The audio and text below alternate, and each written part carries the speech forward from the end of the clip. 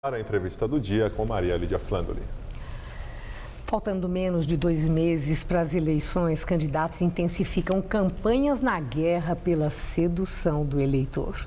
Hoje, o Jornal da Gazeta recebe Edson Aparecido, coordenador-geral da campanha à reeleição do governador Geraldo Alckmin. Edson Aparecido é político de atuação intensa, como deputado estadual, deputado federal, secretário de Estado e sempre pelo PSDB. Muito obrigada por estar conosco. Bom, o governador Geraldo Alckmin está numa posição muito confortável nas pesquisas de preferência de votos, e inclusive sendo avaliado que se a eleição fosse hoje, ele venceria no primeiro turno. Acontece que o presidente do PT estadual, Emílio de Souza, disse que Alckmin já bateu no teto e que agora ele vai começar a cair. E que os adversários, e no caso ele se refere à Padilha, têm uma ampla estrada e vão começar a crescer, que Alckmin não tem mais o que crescer. Como é que o senhor vê essa avaliação? Alckmin vai começar a cair? Boa noite, Maria Lídia. É um prazer enorme estar novamente aqui com você. Para nós, o mais importante é a aprovação do governo. O governador está governando o Estado à frente de problemas enormes, dirigindo com muita competência todas as áreas de governo. E para nós o mais importante é a aprovação do governo. A questão eleitoral, a intenção de voto, ela vem como consequência disso. Nós vamos agora, dia 19, iniciar o horário eleitoral gratuito, um momento importante da eleição. A campanha ainda está no momento ainda muito frio, né? Não esquentou ainda a campanha. Então, para nós, o mais importante, na nossa forma de ver, é a opinião pública, a ideia que ela tem, a aprovação que ela tem do nosso governo.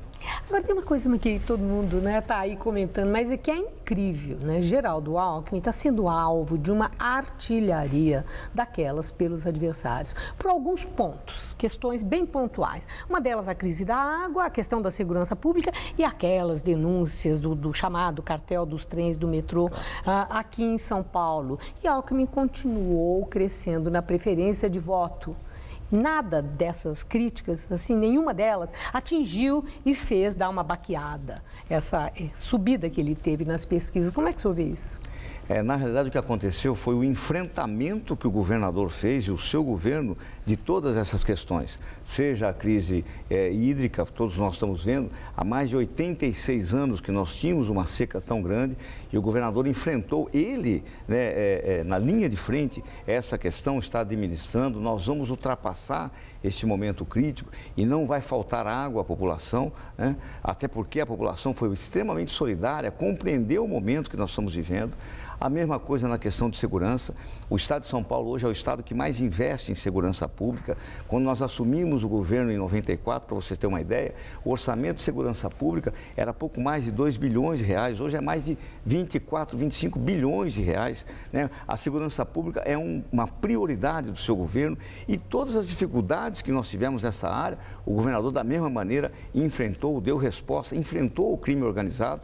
E na questão das denúncias, a mesma coisa. O governador e todo o seu governo, nós fomos esclarecer a opinião pública aquilo que havia acontecido, não deixamos em nenhum momento dar informação à população e fazer o enfrentamento político que deve ser feito. Bom, o senhor falou das denúncias, o seu nome chegou a aparecer, né, nessa coisa das denúncias. Alguns nomes foram excluídos e outros, o próprio Supremo Tribunal pediu que houvesse investigação. O seu caso em especial, como é que ficou? Meu caso foi arquivado as denúncias eram fragilíssimas, isso tanto dito pelo juiz aqui em São Paulo, pela procuradora do Ministério Público Federal, depois o Procurador-Geral da República, o doutor Janot, da mesma maneira, o ministro Marco Aurélio, da mesma maneira.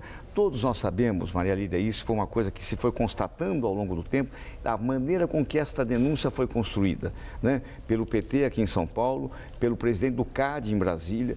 A questão do cartel ela é muito mais ampla, ela se deu na área da saúde, ela se deu na área energética, ela se deu em vários estados, ela se deu no plano do governo federal. Por que só fizeram com São Paulo o processo de apuração? E o levantamento de nomes que não tinham absolutamente nada a ver com o episódio. Felizmente, no meu caso, isso foi esclarecido à opinião pública, com um posicionamento muito claro da Justiça, nos tirando fora desse processo. Bom, agora voltando para o outro ponto que é muito explorado pelos adversários, que é ainda a crise da água, o racionamento, e já saiu aí da esfera só de adversário político, o IDEC, que é Instituto de Defesa do Consumidor, pede racionamento já. O próprio Ministério Público Federal recomendou a aplicação do racionamento e o governador Alckmin resiste. Isso não é temerário? Não, de forma alguma. Por quê? Porque o governo tomou as iniciativas necessárias para fazer com que nós atravessássemos esse momento delicado. E houve uma plena compreensão por parte da sociedade. Para você ter uma ideia, uma das medidas, além dos investimentos que estão sendo feitos nessa área, né, seja na questão do abastecimento, seja na questão da coleta e do tratamento de esgoto, foram extremamente expressivos no estado de São Paulo. Aliás, se nós tivéssemos a ajuda do governo federal, por exemplo, com a isenção do PIS e do imposto de renda na questão do saneamento, nós teríamos, para você ter uma ideia, mais de 1 bilhão e 200 milhões acrescidos no investimento de saneamento em São Paulo. O que não foi possível porque a presidente Dilma não abriu mão da cobrança desse tributo, né? A população aderiu completamente ao chamamento do governo. Para você ter uma ideia, uma das medidas que nós apresentamos foi que se a população economizasse 20% na utilização da água, o governo daria um bônus de 30%. Então, portanto, haveria uma economia por parte do usuário de 50%. Maria Lídia, na região metropolitana de São Paulo, 82% da população aderiu a esse processo. Então, há uma compreensão da sociedade que esse problema é muito mais amplo, né? Aliás, não aconteceu só em São Paulo, aconteceu na Austrália, aconteceu no oeste dos Estados Unidos. É um problema muito mais amplo e que eu acho que o governador e o governo de São Paulo enfrentaram de maneira muito transparente com a sociedade. A minha última questão é sobre o tom de campanha. Parece que o tom já começou a se elevar. Outro dia Padilha falou para o Alckmin deixar a arrogância de lado. O Alckmin respondeu que ele não tem que subestimar a inteligência das pessoas. O próprio presidente Lula mandou recado para o Alckmin, que não sabe quantos banhos ele toma por dia, mas que na periferia as pessoas não têm água nem para lavar louça, e etc. Que é bom alguém contar para ele que está faltando água. Alckmin não respondeu direto a Lula, mas respondeu dizendo que o que a população de São Paulo espera na campanha é educação e que os líderes deem exemplo. Nós vamos ter isso, essa troca de farpas, esse bate-boca na campanha? Acha que vai ser esse o tom? Da nossa parte, Maria Lídia, em hipótese nenhuma, nós vamos respeitar o cidadão, vamos respeitar o eleitor, vamos prestar conta do que o nosso governo fez ao longo de todo esse período, mas, sobretudo, apresentar à população as propostas e aquilo que, na nossa forma de ver, são fundamentais para mudar e melhorar a qualidade de vida da população. Nós não vamos entrar nesse bate-boca, né? Acho que, por exemplo, o presidente Lula poderia dar uma enorme contribuição a este debate se exatamente elevasse o patamar, elevasse o nível do debate, que infelizmente ele não tem feito. Agradeço muito sua entrevista. Uma boa noite. Obrigado. Juliana.